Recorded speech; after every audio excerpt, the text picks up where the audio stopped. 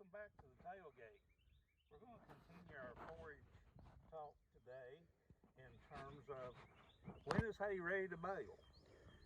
And we talked a little bit about the different stages of maturity and when we need to cut it. But how do we know whenever it's ready to bale? And a lot of the old timers are going to kind of chuckle whenever they see this, because this is just second nature to a lot of people. A lot of people can tell by smell. Some people can tell by the sound as they walk through it. And most commonly, what a lot of folks will do is just grab up a handful about the size of a broom handle, and they'll give it a good twist, just like that. And whenever we twist it, you can see some moisture. So obviously, by a number of different reasons, we know this is way too green. But what our goal is to get this forage down to about 15 to sometimes as much as 18% moisture. And one of the old fables that I want to kind of dispel right now is, oh, I have a round baler, I can bale it a lot wetter. And the truth of the matter is, the machine will handle a lot wetter material than a square baler will. But it's much more critical to control that moisture in a round bale than it is a square bale. Think about it this way. The residual moisture that's in that hay whenever you put it in a package, whether it be a small square, a large square, or a large round bale, has to dissipate by moving from that package to the outside. Take a small square bale. It's a lot different in terms of inches that moisture has to travel through that hay to get out of that bale than it is whenever you're talking about a round bale. Moving from the center of that bale to the outside is a lot further.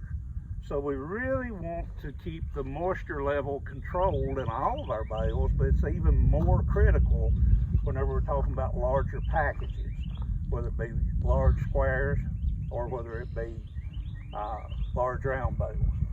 So another way of telling what the moisture content of this is to actually come up with a number. You know, we can twist it, we can listen to it, we can smell it. But how do we come up with a number?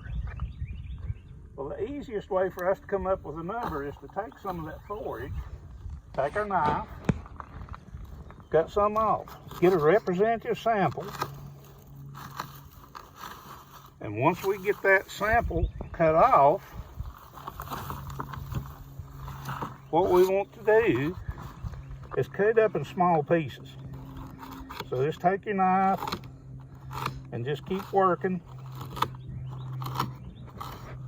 until you get a good handful of this.